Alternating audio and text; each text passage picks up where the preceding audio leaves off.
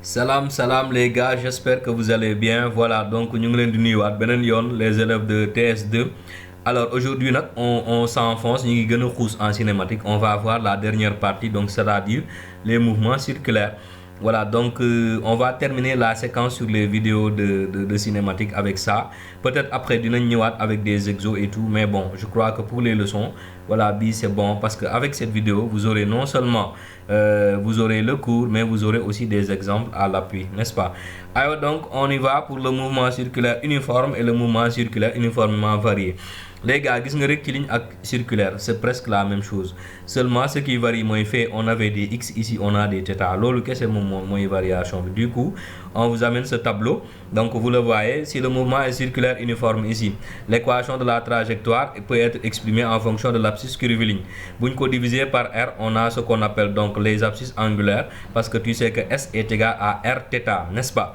Donc, du coup, da ngay am S égale Vt plus S0, mais abscisse angulaire bi θ égale oméga t plus θ0. Gis nga Vt plus x0 benn la rek.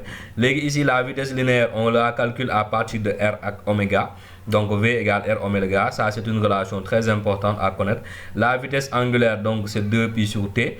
Et savoir que l'accélération linéaire, donc c'est ici en fonction de l'accélération normale, parce que xam nga chose comment ça s'appelle, dans un mouvement circulaire uniforme, il n'y a pas d'accélération tangentielle. Moo tax ñu def AT est égal à 0. Donc l'accélération se résume uniquement à l'accélération normale qui est égale à V carré sur R. Et quand on remplace V carré par r oméga, da ngay am r carré oméga carré, nga simplifier benn r, ça fait r oméga carré.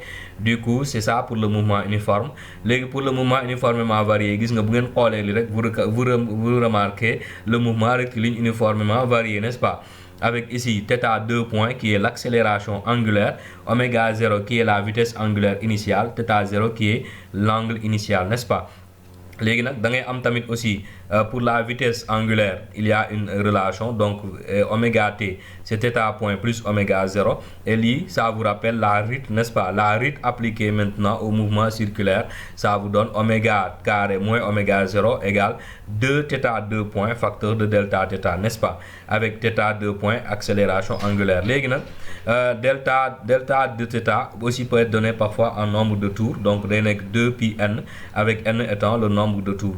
Donc comme je l'ai dit tout de suite, l'accélération tangentielle c'est r θ2 point, l'accélération normale c'est r oméga carré, et l'accélération moom fi mu nekkoon musu fa jóge, c'est toujours accélération carré égale at carré plus an carré, et θ2 point donc est une constante. Aywa, léegi on va essayer de prendre un exemple pour le mouvement circulaire uniforme. On dit un mobile donc décrit un cercle de rayon 5 cm repéré par OX OM en θ. Donc sachant que θt égale 5t plus π sur 8, on demande la vitesse angulaire, la période, la fréquence du mouvement. Après on demande les coordonnées polaires de M sur OX et OY.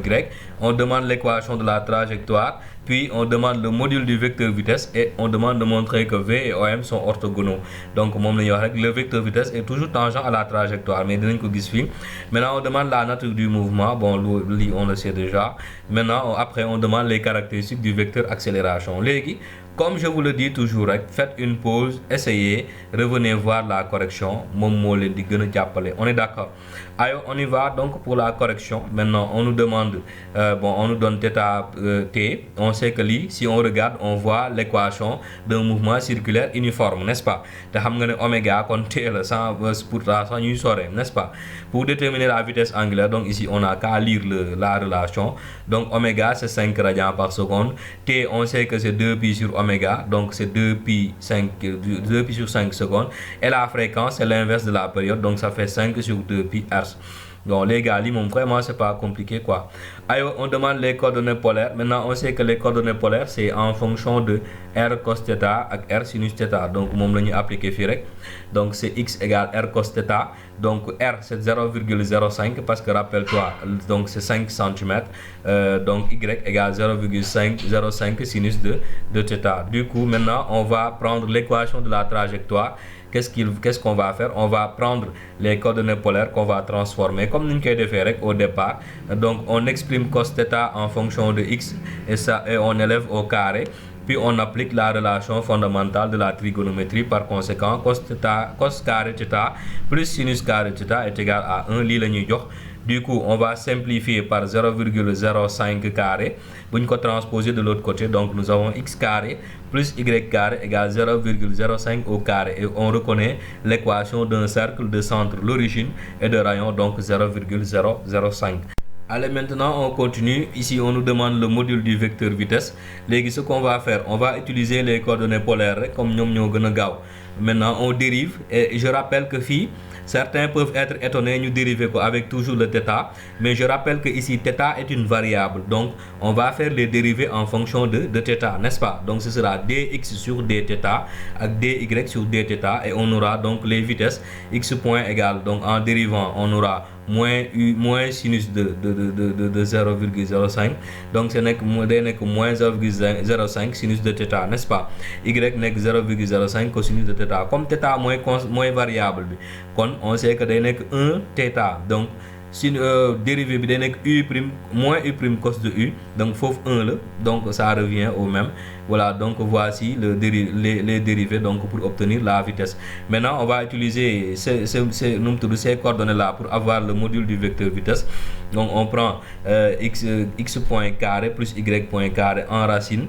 Du coup ça nous fait ça comme vous le voyez, donc en manipulant et en transformant.